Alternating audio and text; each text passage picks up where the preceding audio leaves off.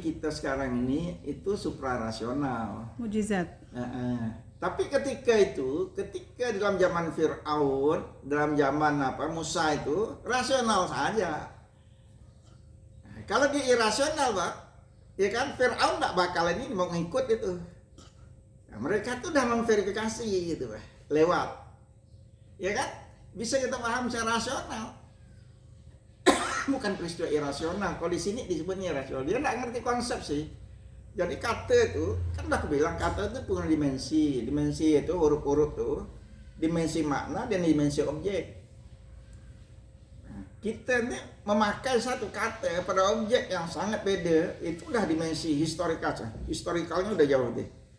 Nah, bagi orang itu jelas itu. Misalkan kata yang banyak, segala macam lah itu. Jadi tidak ada yang benarnya dalam Islam yang klinik-klinik misalkan mukjizat itu. Ya kan? Memang peristiwa luar biasa, tapi kan jelas itu. Sekarang terbukti misalkan orangnya Ramses itu dikatakan ini ada dari mana ya garam dan segala macam kan. Walaupun mau diubah-ubah sama itu hati-hati itu Pak Christian Prince nih. Diubah-ubahnya sejarah tersembunyikan, kemudian diubah-ubahnya lah. Dia mau belok-belokkan sejarah tuh. Itu yang sebenarnya kita harus hati-hati. Konsepsi rasional, rasional dengan suprarasional, irasional tuh, rasional dengan irasional itu setingkat. Tapi dia menentang kenyataan, menentang konvensi. Nah, misalkan dalam ini, kita ambil ya contoh keagamaan, Nur Muhammad. Nah, kan? Nur Muhammad kan banyak diyakini orang itu tuh. Nah, kan maksud saya Nur Muhammad, Nabi itu misalkan bercahaya atau apa atau kan itu beda, cahaya itu simbol pengetahuan nih Pak. Iya kan? Kan terang itu.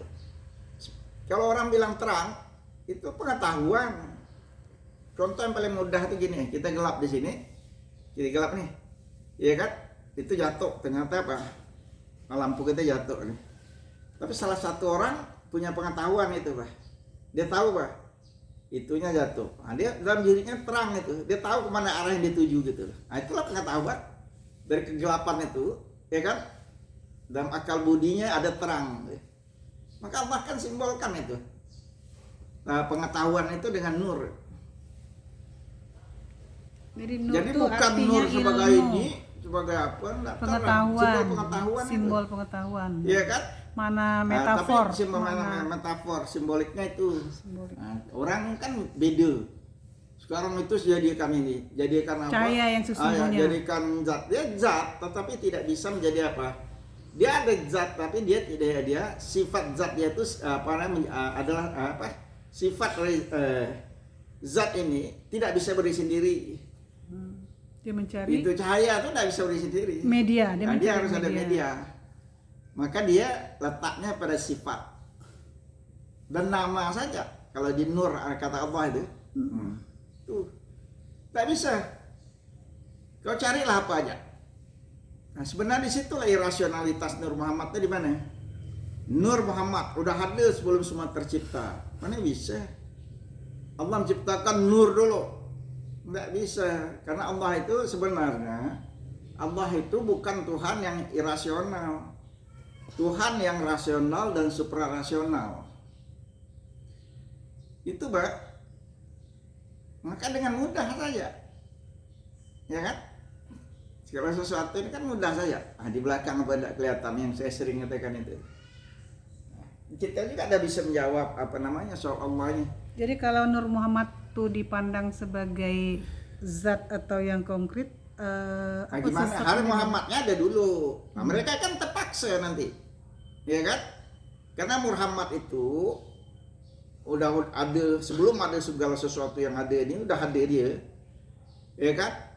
Berarti Nur Muhammadnya dari mana asalnya? Dari pancaran Nur Muhammad. Nur Muhammadnya siapa? Ya kan? Nah, itulah yang diingatnya Tuhan deh. Loh. Jadi Muhammad itu Tuhan Muhammad.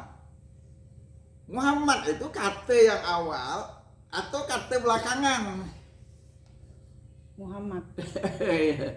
Belakangan. Kok bisa jadi awal? Nah, di situ irasionalitasnya itu bikin gitu ya, pengaruh dari pemikiran Persia ini tadi. Coba Allah itu kan kata yang paling awal deh. Ya kan, dengan nama Allah, nah, udah jelas awal lah. Yang punya dua sifat, yang Rahman, yang Rahim. Nah, ya kan? Makanya itu dari 99 nama Tuhan, tidak ada Tuhan itu, Allah itu namanya Muhammad, Allah itu namanya Nur Muhammad. Mana ada? Nur ya. Nah, kan dipelintir itu tadi. Itu yang harus kita ingat tuh. Ini bagus dibaca, tapi kalau ada istilah udah saya ini kan, saya baca dulu. Ya kan? Karamah itu, kalau karamah sufi itu disebut karamah. Karamah itu bukan milik khusus kalangan sufi aja. Penempuh jalan spiritualitas, entah akidahnya tauhid atau tidak, Karamah dia pasti tetap akan bisa. mendapatkan karamah. Jadi orang Islam atau di luar Islam. Jadi iya. definisi karamah ini Makanya apa? orang sufi itu ada di dalam jalur syar'i, ya kan, dalam Islam itu ada di luar syar'i. Kelebihan atau keistimewaan yang Ya, dia dapat dianugerahkan bisa Allah dapat karamah. akibat dari sebuah konsistensi dalam Nah, suatu dalam dunia bidang. spiritualitas Spiritualitas khususnya. nanti itu. Ya kan? Keren. Karena dia itu riadah kan. Ini itu dapat ya. Sama dengan orang belajar sains lah. Nah, cuma sains itu sifatnya apa? Sifatnya universal dan tanda petik itu bisa dinikmati oleh banyak orang.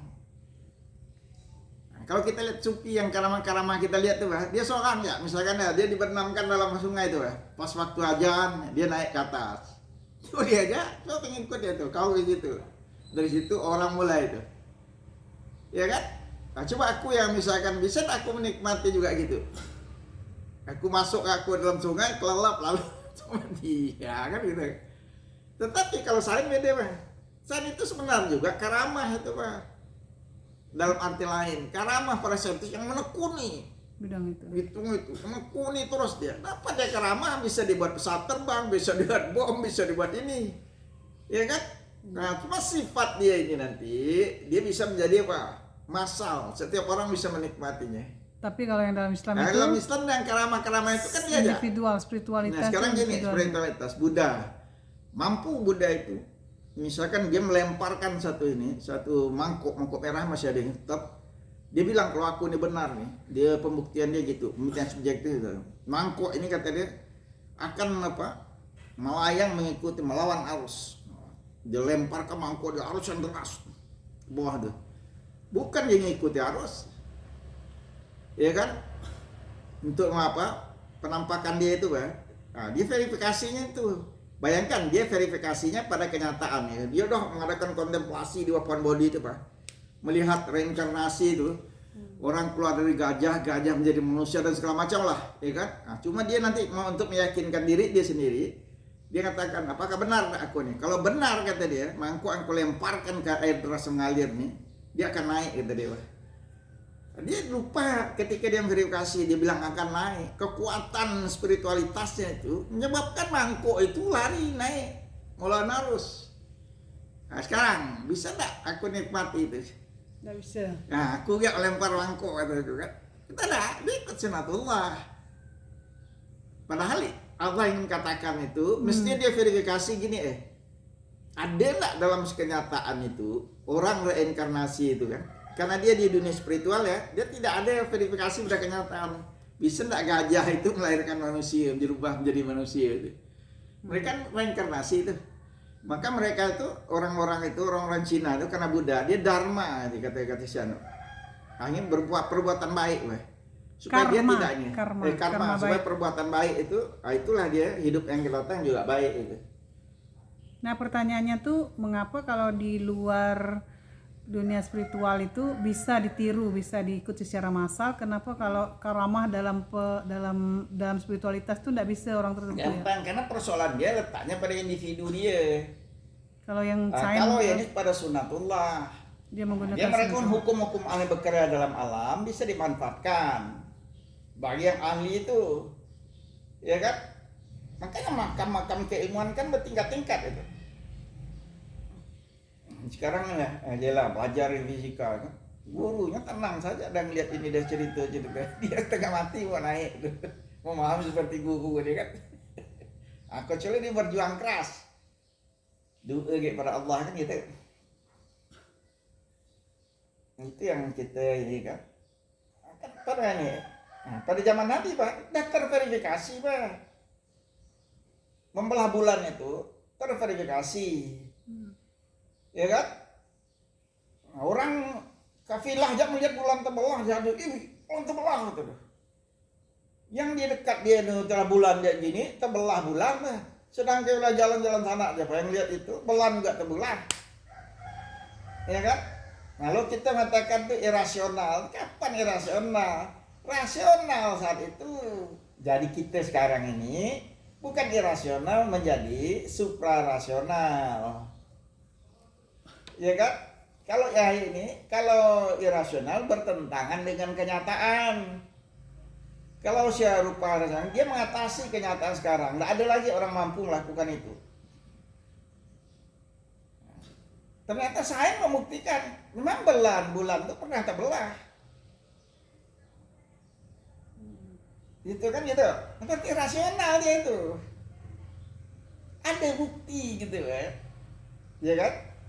Bagi kita yang tidak bisa melihat itu, kita harus terima melalui otoritas juga. Nah, sekarang otoritas yang beda. Kau saintis, aku terima penjelasan kau sebagai otoritas. Bagi aku tuh penjelasan kau ini bisa aku percaya. Nah, kenapa kau bisa bilang wahyu itu irasional? Mestinya otoritas wahyu itu pencipta alam semesta ini atau nabi yang misalkan apa yang menyampaikan itu tidak pernah bohong, terbukti dari dulu. Orang lain verifikasi semua. Sebab Nabi itu sebelum itu apa namanya udah dikenal Pak, tidak pernah ngebuang, tidak pernah ini, tidak pernah itu, dia tidak pernah kan gitu. Sama dengan saintis yang punya integritas kita itu lain Christian Prince yang ngakal itu yang ngakal kan, atau YT Kras itu deh, dia nganukkan dari kardus Pak, YT kardus tuh. Nah kardus tuh betul loh, kalau YT Kras kan ada keras deh. Dia diubah-ubah apa yang dimirip-miripkan ya Pak. Ajaran Islam Nah, tuh kalau di ini juga, makanya juga aneh. dia keras aneh. Diplesetkan Katanya, gitu ya, diplesetkan di bukan mau dirusaknya, mau dirusak kayak orang Islam. Gini, di kapal Nabi Nuh, udah ada kata Ali dengan itu. Allah kata aku nih. Nama Ali dari itu sama. Ada tuh nanti ya keras tuh.